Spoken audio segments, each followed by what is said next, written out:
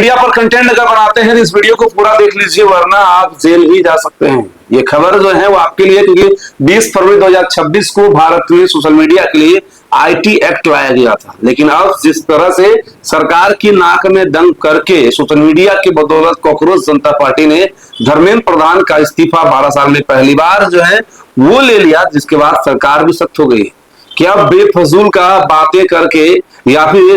AI generated image लगा के सरकार के खिलाफ कुछ भी बोल के आप बच नहीं सकते हैं। अगर आप सरकार के खिलाफ कुछ भी बेचते हैं और सरकार को ये अधिकार है कि सरकार आपके उस कंटेंट को महज 2 घंटे के भीतर डिलीट करा सकती है। पहले ऐसा नियम नहीं था, पहले कोर्ट के तहत आपको आना पड़ता था। सरकार भी उतना ही पावर में रहती थी सोशल मीडिया में जितना कि एक आम नागरिक, और उसे सिर्फ और सिर्फ अपील करने का प्राधिकार प्राप्त था। और उसके बाद social media, Facebook, YouTube, x, Twitter, ये लोग डिसाइड करते थे, इंस्टाग्राम, कि हमें किस कंटेंट को हटाना है या फिर नहीं हटाना है। और इस कारण से अभी खास तौर पर हम आपको ये कह सकते हैं, जिस तरह से प्रोटेस्ट हुए, हिंसक प्रोटेस्ट हुआ,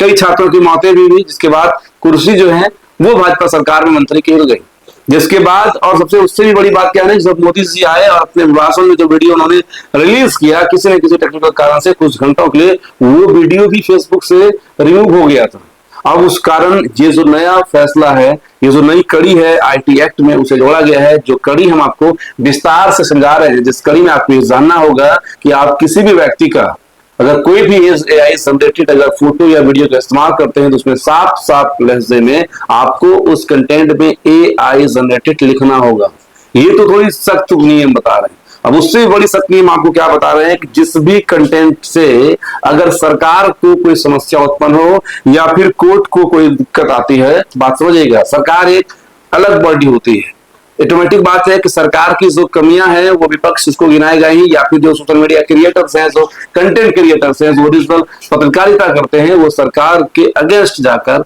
सरकार की उस नीति के खिलाफ जाकर बोलेंगे ही। यहाँ पर कोर्ट जो है वो ठीक था कि कोर्ट को वोट से कोई मतलब नहीं होता है, इसलिए कोर्ट अगर किसी मामले में संज्ञान लेती तो फिर ये कहा जा सकता था कि वो ठीक है। लेकिन अब सिर्फ कोर्ट नहीं बल्कि वहां पर सरकार भी इन्वॉल्व है कि सरकार के खिलाफ अगर आप कोई भी बात बोलते हैं तो उस कंटेंट को महज 3 घंटे के अंदर, पहले 36 घंटे का समय दिया गया था, अब 3 घंटे का समय मात्र दिया गया सोशल मीडिया को कि आपके उस कंटेंट को हटाना पड़ेगा। कोई भी भ्रामक पोस्ट आप नहीं कर सकते, यानी कि आप जो संभावनाएं व्यक्त करते थे सोशल मीडिया में, ऐसा हो सकता है, वैसा हो सकता है, तो उसकी यहाँ पर अब कोई जगह नहीं। जो चीज हो रहा है, जिस तरह से डीडी नेशनल दूरदर्शन दिखाता है, सरकार की कमियां बताता है, वो बस आपको दिखाना है, आप भविष्यवाणी नहीं कर सकते।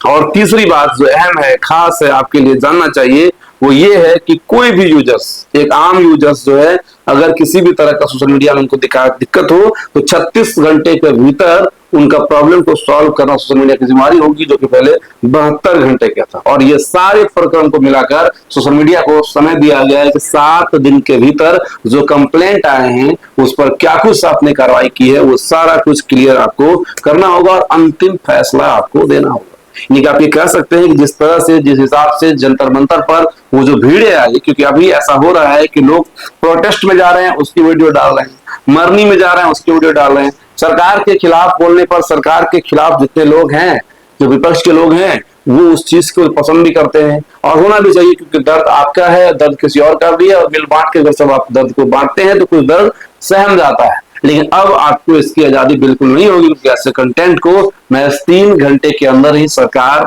हटा देगी। यानी कि आपके हर एक पोस्ट पर निगरानी के लिए सरकार ने एक टीम जो है वो गठित कर दी है, एक कानून ही जो है उसको ला दिया गया है, ऊपर से शिकंजा आप ये कह सकते हैं सोशल मीडिया के क्रिएटरों पर कस दिया गया है। अब वो क्रिएटर्स या तो सरकार के अगेंस्ट बोलेंगे तो उनका कंटेंट रिमूव हो जाएगा, और 2-3 कंटेंट रिमूव होने के बाद उनकी आईडी ही रिमूव हो सकती है। ऐसा कई लोगों का हुआ भी है, आपका भी हुआ होगा, इसलिए आपको सतर्क रहने की जरूरत है, सावधान रहने की जरूरत है, क्योंकि अभी कई लोगों के कंटेंट जो है वो ऑटोमेटिकली डिलीट हो जा रहे हैं। लगातार 2 दिनों तक, 3 दिनों तक कंटेंट डिलीट होने के बाद आपका जो आईडी है वो परमानेंटली डिसेबल हो जाएगा, यानी कि अब आप उस आईडी पर कुछ भी पोस्ट नहीं कर सकते हैं। ये सारे आईटी एक्ट से 2026 में जो 20 फरवरी को लागू हुआ था, लेकिन अब उसे और सख्ती के साथ जो है लागू करा दिया गया था। जो वीडियो आपने देखा था कि प्रधानमंत्री से या सूचना प्रसारण मंत्रालय से फेसबुक की टीम माफी मांगने आई थी, दरअसल वो माफी मांगने के साथ साथ इस पर भी गहन बातचीत